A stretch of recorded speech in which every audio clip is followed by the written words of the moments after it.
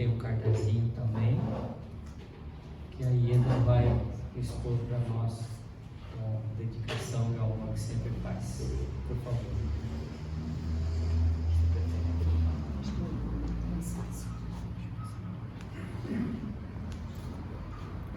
Boa noite a todos.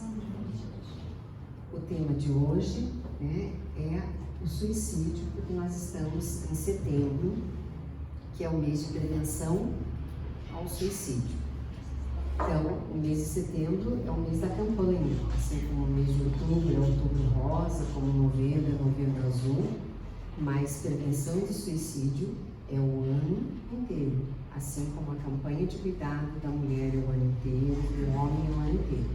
Mas é nesse momento que a gente está piscando uma luz de alerta para a gente falar sobre o tema, para a gente se conscientizar da importância de estarmos atentos às questões do suicídio e da loucura, né? Porque o suicídio faz parte do processo de loucura.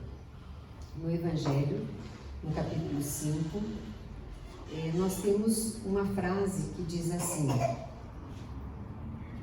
a calma e a resignação adquiridas na maneira de considerar a vida terrestre e a confiança no futuro dão ao espírito uma serenidade que é o melhor preservativo contra a loucura e o suicídio. Na verdade, a serenidade é o melhor preservativo para qualquer questão que a gente tenha na vida. Se nós pudéssemos, se nós conseguíssemos ter serenidade, tranquilidade para resolver todas as questões que se impõem na nossa vida, com certeza nós teríamos mais vitórias, né? Nós conseguiríamos resolver mais coisas do que a gente resolve. Porque normalmente o que a gente não consegue resolver é porque a gente ficou nervoso, perdeu naquele momento a nossa tranquilidade ou porque a gente está desequilibrado. E o suicídio e a loucura são momentos de desequilíbrio. Então todos nós precisamos buscar o equilíbrio, em primeiro lugar. Por isso essas palavras de Allan Kardec, né? A calma e a resignação adquiridas na maneira de considerar a vida terrestre. Então, como que a gente encara a nossa vida aqui? Como que a gente encara os problemas que a gente tem? E como que a gente confia no futuro? Quanto que nós confiamos que nós somos espíritos, que nós vamos retornar a Deus e que independente do que aconteça aqui, a nossa vida aqui é muito passageira. A nossa vida espiritual é a mais importante. Então vamos falar um pouquinho sobre o que é o suicídio, né? Por que as pessoas cometem suicídio? Nós temos várias causas que conduzem o ser humano ao suicídio, todas indicativas do desconhecimento de como funcionam a justiça e a misericórdia divina. Porque se a gente tivesse segurança 100% da justiça e da misericórdia divina, a gente jamais acabaria com a própria vida, ou faria alguma coisa que nos induzisse ao erro, né? Então, o que nós temos aqui que nós precisamos pensar um pouquinho? O materialismo. Muitas pessoas são extremamente materialistas. Elas acham que tudo vai ser resolvido nesse mundo e nessa vida. E aí, quando alguma coisa dá errada, elas entram em desespero. Quando elas entram em falência, quando elas perdem coisas que são importantes na sua vida, quando elas não conseguem se recuperar, né, financeiramente ou materialmente, perde uma casa, perde outra, perde uma pessoa e ela acha que a vida acabou ali. Esse tipo de sensação e de sentimento leva a pessoa a desistir da vida. O que ela vai fazer? Para que ela vai continuar aqui? Essa é uma das causas. A solidão é outra causa extremamente importante que leva a pessoa ao suicídio. E a solidão não é a solidão que a gente quer de vez em quando ficar sozinho no canto da gente, ter um pouquinho de descanso, né? Ter descanso de tudo, ter um momento para a gente relaxar, para ler um livro, para fazer um trabalho. Não é essa solidão.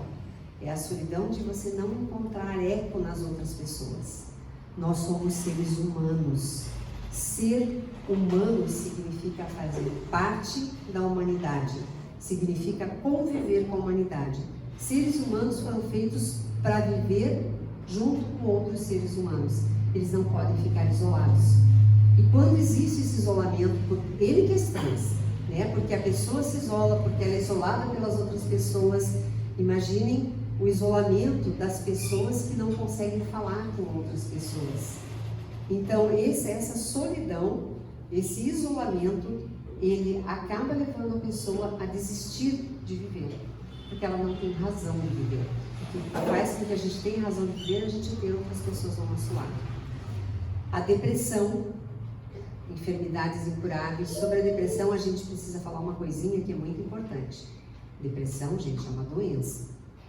Depressão não é preguiça, depressão não é falta de vontade de fazer as coisas. E muitas vezes a gente convive com pessoas deprimidas, ou a gente está deprimido e não percebe. Porque a depressão, ela começa assim, eu não vou, eu não quero ir, eu prefiro ficar em casa, não estou com vontade. Mas e se não estou com vontade, se não quero ir, não é porque a gente não quer mesmo ir, não é porque a gente não está mesmo com vontade. É porque a depressão é um processo bioquímico, ela vai minando a energia da pessoa e a vontade de participar e de fazer coisas. E muitas vezes quem está em volta da pessoa fala assim, ele é assim mesmo, não gosta de ficar quieto no canto dele, não gosta de sair, não gosta de fazer. E às vezes a pessoa está entrando num processo depressivo e ninguém está percebendo. Ou às vezes a pessoa tem uma depressão e ela não percebe que tem depressão. Então, depressão é um assunto muito sério, precisa ser olhado com cuidado e ele precisa de ajuda, porque a ajuda para a depressão é medicamentosa. A pessoa precisa repor elementos químicos que estão faltando no seu organismo ou que fazem a conexão. Então, não dá para desprezar a depressão, não. Enfermidades incuráveis, como câncer, como outras enfermidades, onde a pessoa tem um sofrimento muito grande, às vezes ela prefere abandonar a vida do que continuar no sofrimento. E aí existem algumas discussões sobre eutanásia, mas isso é um outro assunto. A violência, maus tratos, abusos de todos os tipos, inclusive a pobreza extrema, porque pobreza extrema também é violência, Uma pessoa que está num estado de pobreza extrema, ela está sofrendo uma violência, a sua integridade física, a sua integridade mental e a sua integridade emocional. Então, as pessoas que estão nesse estado, às vezes elas não resistem. Elas fazem a opção por acabar com a sua vida do que continuar nesse estado de infelicidade. E cabe a quem está à sua volta estender a mão. Fanatismo religioso. Quantos casos a gente sabe de grupos que se suicidaram, que morreram por orientação de um líder religioso? Olha a responsabilidade que um líder religioso tem, porque ele mexe com aquilo que é mais sagrado para a pessoa, que é a esperança de vida dela. E muitas vezes a pessoa fala assim, não, pode ficar tranquilo, você vai morrer e vai para o céu. A gente vê os casos extremos de muçulmanos fanáticos, onde Allah vai providenciar 7 virgens, um espaço maravilhoso, mas você vai lá e se mata, e mata todo mundo com uma bomba. Isso é o que se quer. Então, esse tipo de orientação da pessoa que comete suicídio por essa questão é responsabilidade de quem está induzindo a pessoa a fazer isso. O abandono familiar e as perdas afetivas também são importantíssimos. Assim como nós somos seres humanos, nós somos seres sociais, o nosso núcleo mais importante é a família. A família é aquela que acolhe a nossa chegada e com quem nós caminhamos durante a nossa vida. E quando a gente é abandonado por essa família, ou quando nós sofremos perdas afetivas relativas a pessoas que são muito queridas e muito amadas, isso também pode nos levar a uma situação de desespero e que leva ao cometimento do suicídio. Outras questões como o alcoolismo, as drogas, alguns distúrbios mentais, além da desesperança, também são caminhos que podem nos levar ao abandono, a desejar abandonar essa vida. E nós ainda podemos contar com a ajudinha, de alguns espíritos obsessores. Por que um espírito obsessor deseja, que a gente cometa suicídio? Porque ele já está no nosso controle, ele está esperando a gente ir para o outro lado para controlar um pouquinho mais. E por que ele tem controle sobre a gente? Porque a gente está em estado de desequilíbrio. quem está em estado de equilíbrio dificilmente é afetado pelos espíritos obsessores. Ou se ele sente que está, ele consegue pedir ajuda e se reequilibrar. Os espíritos obsessores, eles buscam o quê? As brechas, um lugar que é mais fácil. A gente fala assim que o ladrão, ele evita os lugares que são muito protegidos. Ele vai no lugar que está mais fácil de arrombar. Aquele muro mais baixo, aquele lugar que é mais fácil de entrar, onde não tem grade, não tem alarme, não tem câmera, né? Às vezes eles abusam, eles vão em busca de coisas e dos lugares mais difíceis, mas normalmente o que está mais frágil, onde tem brechas, é onde o ladrão entra.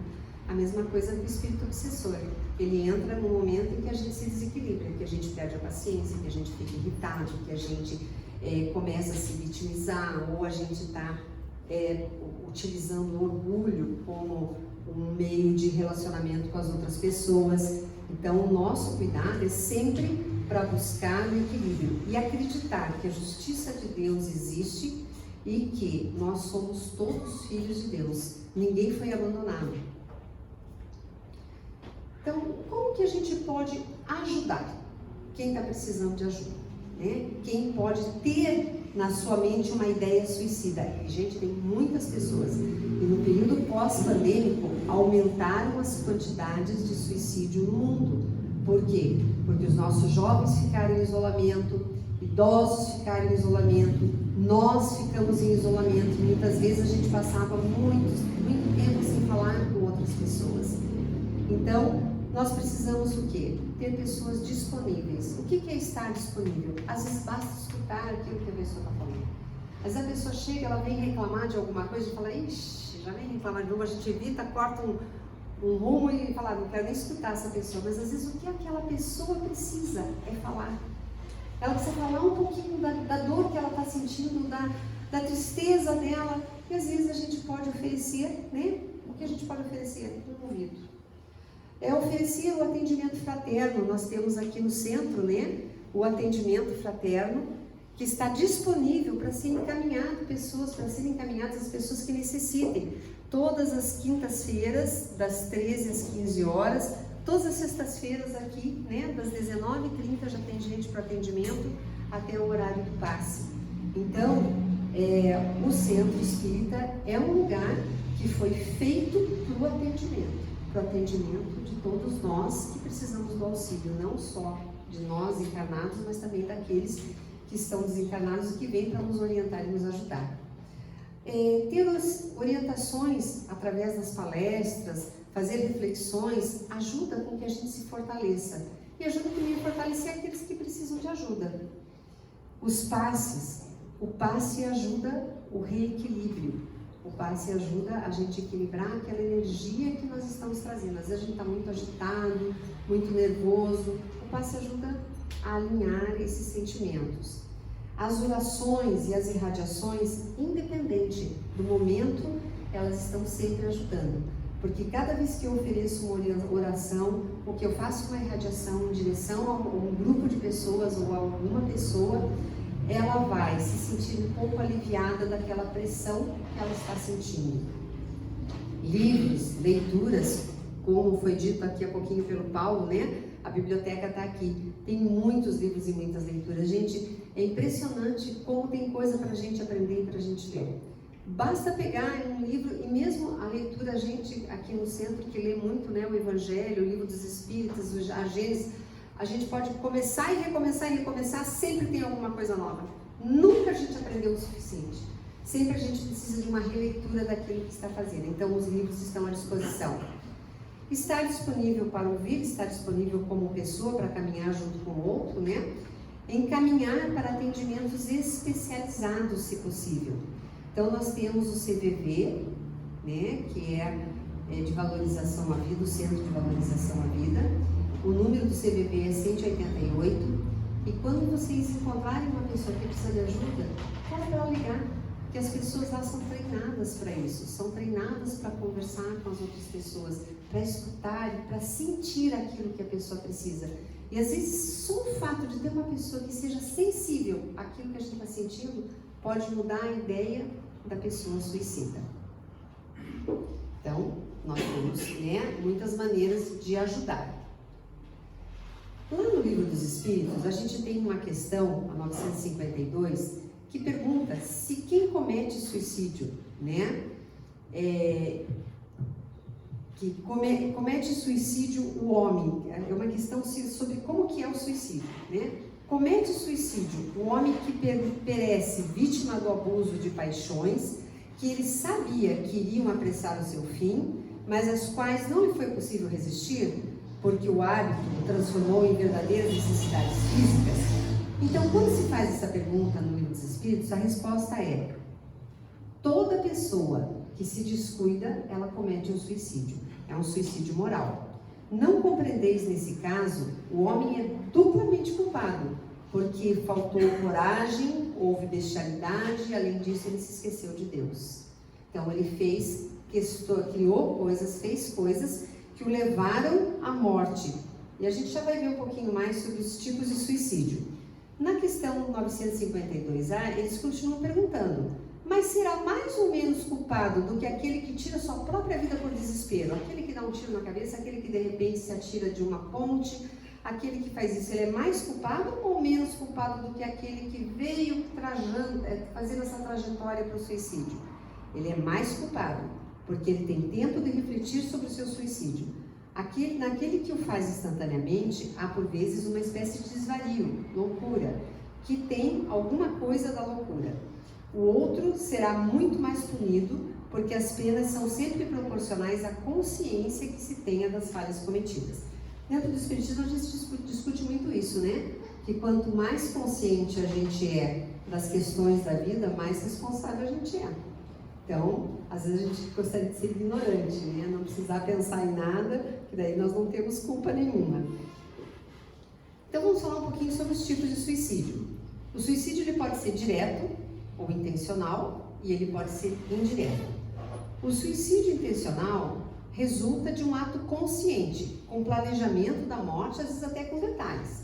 A gente sabe, por exemplo, de gente que perdeu muitas coisas, vamos pensar no materialismo aqui, né? Que perdeu muito dinheiro na Terra e resolveu o caso da sua família. Então ele fala assim: eu vou cometer o suicídio, vou fazer de conta que é um acidente, e o seguro que eu fiz vai cobrir, né, as necessidades da minha família. Isso é um suicídio premeditado. Ele vai planejado, passo a passo. O outro tipo de suicídio premeditado é aquele que a pessoa sabe que é diabética, precisa de medicamento, sabe que tem que cortar o doce, ela fala assim: deixa pra lá. Vai indo do jeito que Deus quiser, a hora que for, a hora é a hora. Então, ela está planejando o suicídio dela. Ela está sabendo que e todas as ações que ela está fazendo vão finalizar com a morte, né? Com desencarne. Mas é uma escolha. Então, de uma certa forma, ela está fazendo esse planejamento. Já no suicídio indireto, ele resulta de hábitos e comportamentos viciosos que lesam a saúde física, psíquica ou ambas. Ela não dá um tiro na cabeça, ela não se mata de uma hora para outra, mas ela passa o tempo todo questionando a morte, né? Provocando a morte, fazendo coisas que possam levar à morte. Então aí estão todos os riscos que a gente corre na vida, às vezes desnecessariamente, né? E a gente cria daí atalhos para o desencarne, porque vocês sabem que nós temos um plano divino. Nós construímos esse plano e ele tem um tempo que nos é destinado de vida. Se a gente encurta esse tempo, a gente usa um atalho, né? E essa escolha é inteiramente nossa. Então nós temos que tomar cuidado. Os dois tipos de suicídio são considerados suicídios de qualquer forma. E quais as consequências da pessoa se suicidar? O suicídio, independentemente da forma como ele se manifesta, ele sempre vai produzir o quê? Sofrimento a curto, médio e longo prazo, porque você não sabe o tempo que você vai levar para se recuperar de uma ação suicida no mundo espiritual, em ambos os planos, né? Na vida física e espiritual. Por quê?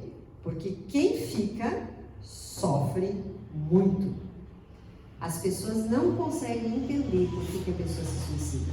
Mesmo que tenha uma justificativa, mesmo que você diga, a pessoa estava doente, a pessoa não estava bem, ela teve uma oportunidade, ela perdeu isso, perdeu aquilo, a gente nunca entende por que a pessoa tira a sua própria vida, né? Porque nós fomos feitos para preservar a vida, não para terminar a nossa vida. E quando a pessoa vai para o mundo espiritual, a recuperação do suicida é muito demorada, é muito difícil. E ela vai ter que passar por N provações para poder restituir esse tempo que foi perdido. Então, Allan Kardec faz algumas considerações sobre suicídio. Primeiro, ele fala que todo suicídio é uma morte violenta, é como um acidente. Só que um acidente, muitas vezes, foi planejado, né, pelo mundo espiritual, no mundo espiritual. E às vezes, o suicídio é uma escolha. Quando a pessoa escolhe, ela faz uma separação abrupta do corpo. Pensem que a gente tem um tempo de vida na Terra, né? Sejam 10 anos, 20, 50, 100 anos, não importa. A gente vem com energia vital para esse tempo de vida.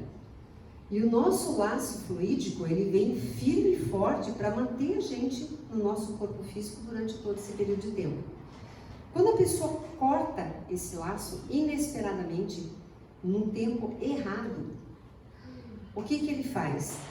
O corte desse laço é muito difícil, ele fica preso no corpo físico. E essa prisão no corpo físico é muito dolorosa, porque muitos espíritos, eles acabam assistindo a própria morte, assistindo o próprio enterro, vendo o desespero de todas as pessoas e fica lá junto com o corpo. Ele não consegue se desvencilhar do corpo.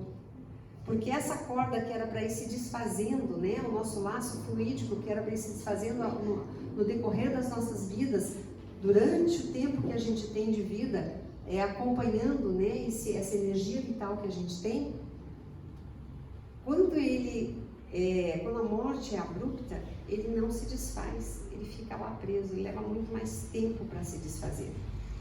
E imaginem que perturbação, que horror que deve ser a pessoa ficar presa, né, nesse corpo. As sensações são horríveis, tem efeito de decomposição do corpo, é uma angústia, um horror, de como se você estivesse preso num lugar e não pudesse sair dele.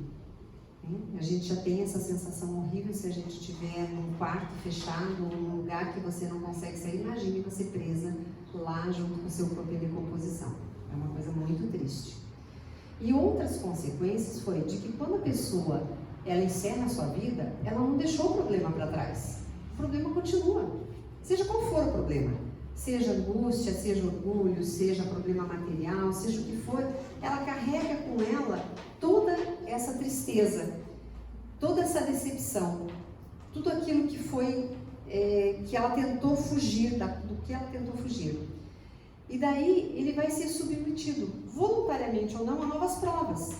Muitas vezes, quando essa tendência suicida ela fica muito forte na pessoa, ela volta num corpo que ela não tem direito à escolha. Então ele volta paraplégico, volta num corpo que não tem domínio de si mesmo, volta para ser cuidado pelos outros, mas vai ter que passar toda essa experiência. E isso é uma das consequências, né? Então o suicídio ele se livra das consequências naquele momento. Que consequências são essas? Sua falta de coragem, mas mais cedo ou mais tarde, ele vai ter que dar conta de tudo isso que ele deixou para trás. Então é bom a gente afastar uma tarefa que a gente tem que fazer, obrigatoriamente, e a gente fala assim, vou deixar para amanhã. Daí chega no dia seguinte, você tem tanta coisa e mais aquela tarefa para fazer, né? Outras tantas. Então, a gente precisa pensar um pouquinho o que é o suicídio, e tem muito pouca informação sobre suicídio no mundo, né? O Setembro Amarelo foi criado como uma campanha de prevenção, mas mesmo a divulgação, quanto que vocês viram de divulgação do Setembro Amarelo? Nas rádios, nos jornais, né? Nos WhatsApp, poucas coisas, né? Agradeço a Beth por ter posto vários posts nesses últimos dias, porque pouca coisa a gente vê. Por quê? Porque as pessoas não têm noção da questão do suicídio. Só para vocês terem uma informação, tá ali, né? Segundo a OMS, nós temos mundialmente 800 mil mortes, o que está computado, por ano por suicídio. A quarta causa entre jovens de 15 a 29 anos é o suicídio, a quarta causa de morte. Então, se vocês contarem acidentes, as questões das drogas, né? Outras questões de doenças, a quarta é o suicídio. Ele é maior entre os homens, principalmente nos países mais desenvolvidos. É maior entre as mulheres nos países em desenvolvimento, subdesenvolvidos, porque eu acho que ali as mulheres, né, têm menos poder de escolha, são mais sacrificadas. No Brasil, ocorre, olha só, gente, uma morte a cada 45 minutos. Então, são mais de 24 mortes por dia por suicídio. E as minorias, elas são mais frágeis, né? Existe uma ocorrência maior de suicídio entre pessoas que estão nas minorias, representativas de minorias. E a gente precisa ter uma atenção muito especial entre os idosos, porque os idosos, à medida que eles vão perdendo a capacidade de cuidar de si mesmos, ou que eles entram na vida idosa sem recursos para cuidar de si mesmo, muitas vezes eles preferem morrer do que continuar nessa situação. E eles são propensos ao isolamento e ao abandono. Então a gente tem que tomar muito cuidado com a pessoa idosa. A pessoa idosa é como uma criança pequenininha, né? Ela precisa ser cuidada o tempo todo. E a Federação Espírita Brasileira, ela lançou uma campanha, né? Que é a campanha de valorização à vida. Então, o lema é: prefiro viver, suicídio não. E essa frase, assim, é muito significativa disso. O suicídio é triste ilusão, porque nós somos seres imortais e a vida continua, plena, além da morte e do corpo físico. Então, se a vida continua plena, com tudo aquilo que somos e temos, o suicídio, ele só carrega isso para a vida espiritual. E nós vamos continuar carregando essa tristeza, né? Essa vontade de parar, de mudar, e não vai adiantar nada, porque nós vamos ter que repassar todo esse processo de novo. Então, assim como o suicídio, o Espiritismo ele levanta muito a bandeira, né, da gente ser responsável pelos nossos próprios atos, pelas nossas próprias escolhas. A gente buscar um amadurecimento, buscar a autoconsciência, buscar se conhecer melhor e buscar conhecer melhor todas as ideias que estão por aí. O Espiritismo não impõe nada a ninguém, ele traz a gente para a reflexão. E nós somos filhos de um único Deus, de um Deus que nos fez a sua imagem e semelhança. Todos somos filhos de Deus. E Deus soprou a vida em nós. E Ele é o único que é o dono dessa vida.